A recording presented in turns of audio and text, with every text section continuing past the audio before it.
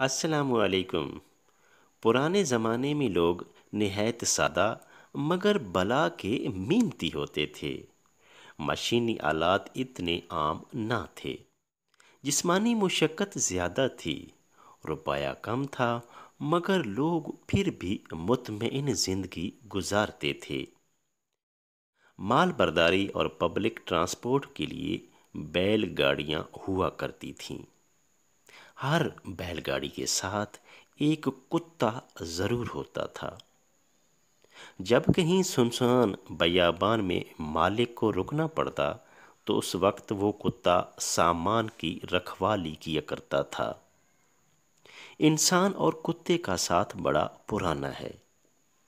جس نے وہ بیل گاڑی چلتی دیکھی ہوگی تو اس کو ضرور یاد ہوگا کہ وہ کتا بیل گاڑی کے نیچے نیچے ہی چلا کرتا تھا اور بیل گاڑی سے ذرا بھی ادھر ادھر نہیں ہوتا تھا۔ اس کی ایک خاص وجہ ہوتی تھی کہ جب مالک چھوٹا کتا رکھتا تھا تو سفر کے دوران اس کتے کو گاڑی کے نیچے والے حصے میں باندھ دیا کرتا تھا، اور یوں وہ بیل گاڑی کے نیچے چلتا چلتا بڑا ہو گیا۔ ایک دن کتے کے دماغ میں ایک فطور آ گھسا۔ اس نے سوچا کہ جب مالک گاڑی روکتا ہے تو سب سے پہلے بیل کو پانی پلاتا ہے اور چارہ ڈالتا ہے، پھر خود کھاتا ہے اور سب سے آخر میں مجھے کھلاتا ہے۔ حالانکہ بیل گاڑی تو ساری میں نے اپنے اوپر اٹھائی ہوئی ہوتی ہے، یہ تو میری وجہ سے چلتی ہے، پھر میرے ساتھ اتنی ناانصافی کیوں؟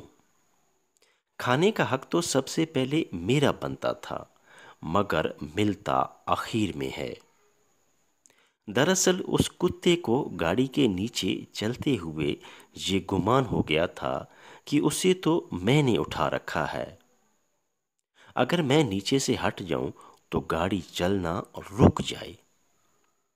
یہ سوچ کر وہ اندر ہی اندر کٹتا رہا، اور آخر ایک دن اس نے فیصلہ کیا کہ اچھا پھر ایسے تو ایسے ہی سہی، میں نے بھی آج راستے میں ہی گاڑی چھوڑ دینی ہے۔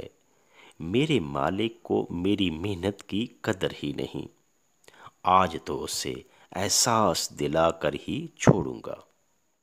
یوں سفر کا آغاز ہوا۔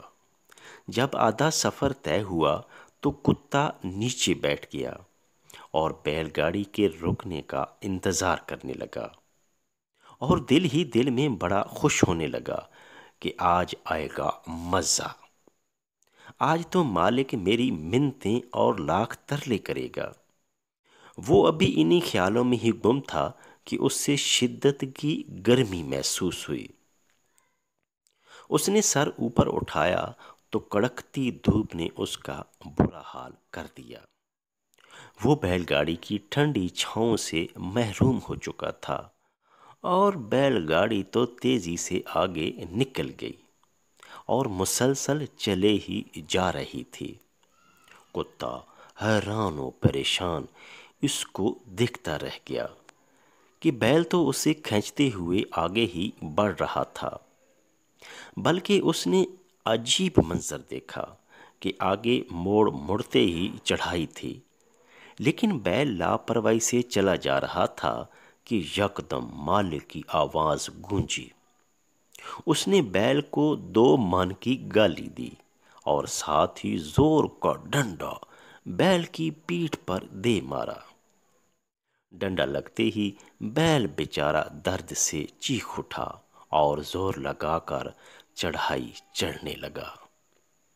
مالک مسلسل اس پر ڈنڈے برسا رہا تھا اور بیل بیچارہ زور لگا لگا کر ہلکان ہو رہا تھا، اور یوں انتھک محنت کے بعد پسینے سے شرابور بیل نے گڈھے کو مشکل چڑھائی سے نکال لیا۔